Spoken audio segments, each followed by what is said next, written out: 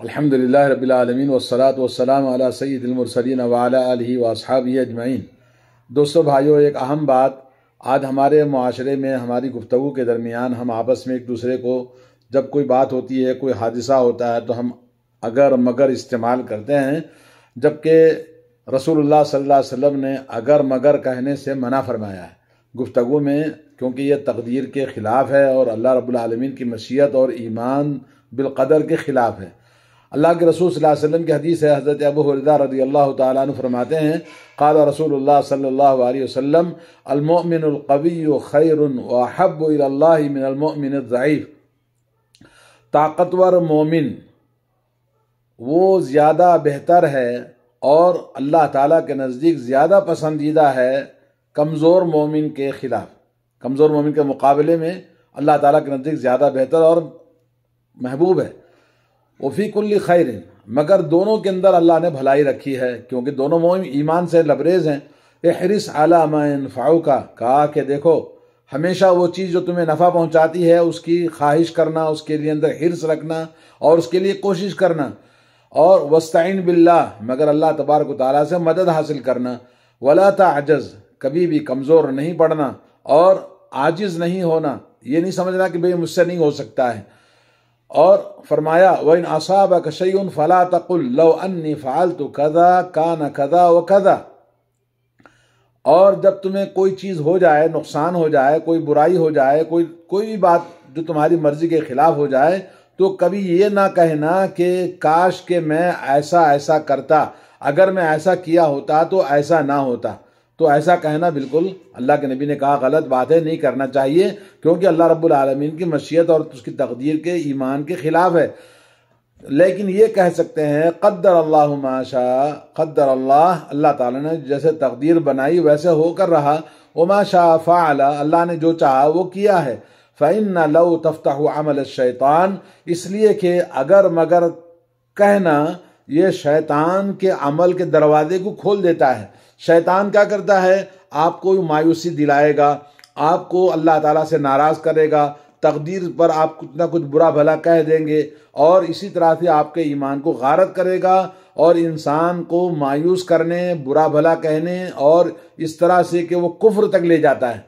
وَإِذْ قَالَ لِلْإِنسَانِ كْفُرْ فَلَمَّا كَفَرَ قَالَ إِنِّي بَرِيءٌ مِّنْكَ، کفر کرنے کے لیے مجبور کرے گا اور اپنی زبان سے آدمی الٹی سیدھی باتیں کہے گا اگر کہہ کر۔ تو اگر مگر کا کلمہ استعمال نہیں کرنا چاہیے، اللہ کے نبی صلی اللہ علیہ وسلم نے منع فرمایا ہے، اور یہ حدیث صحیح مسلم کے اندر ہے۔ اور آپ کو پتہ ہے کہ انسان اپنی زندگی میں اگر کا استعمال تو ہم بہت کرتے ہیں، اگر استحباب اور اچھی چیز کے لیے اگر کوئی کہتا ہے تو کہہ سکتا ہے، اور شر کے بارے میں نہیں کہنا چاہیے۔ آئیے ایک اور حدیث سنا دیتا ہوں۔ حضرت ابو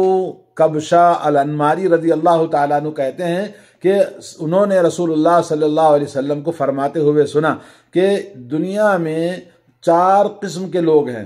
4 قسم کے لوگ ہیں۔ انما الدنیا لاربعۃ، دنیا 4 لوگوں کے لیے ہے، 4 قسم کے لوگوں کے لیے ہے۔ عبد رزقہ اللہ مالا وعلما، ایک آدمی وہ ہے جس کو اللہ نے علم کی دولت بھی دیا ہے اور مال کی دولت بھی دیا ہے۔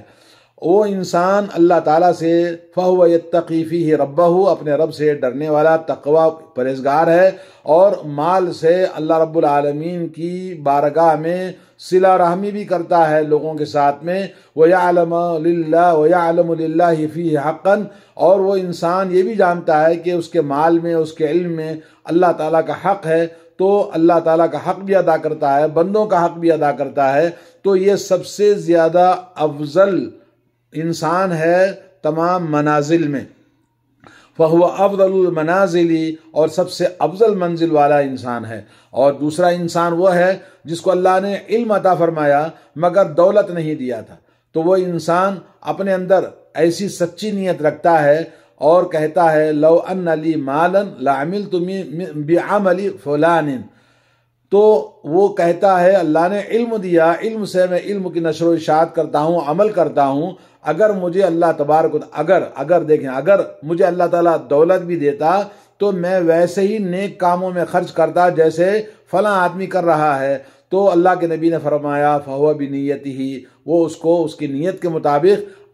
اجر اللہ تعالیٰ عطا فرمائے گا، یعنی مال نہ ہونے کے باوجود مال کا ثواب اس کو ملتا ہے، جیسے مالدار مال کو خرچ کرتا ہے۔ فَأَجْرُهُمَا سَوَاءٌ، ان دونوں کو پورا پورا بدلہ اللہ تبارک و تعالیٰ عطا کرتا ہے ایک آدمی کی نیت کی وجہ سے۔ تو یہاں پر لو کا استعمال اچھی چیز کے لیے کرنا جائز ہے۔ وَعَبْدٍ رَزَقَهُ اللَّهُ مَالًا وَلَمْ يَرْزُقْهُ عِلْمًا، ایک آدمی وہ ہے جس کو اللہ نے مال دیا تھا مگر علم نہیں دیا ہے۔ وہ انسان اپنے مال کی وجہ سے الٹے سیدھے راستے میں مال کو خرچ کرتا ہے بغیر علم کے، اور نہ اللہ تعالیٰ سے ڈرتا ہے اور نہ وہ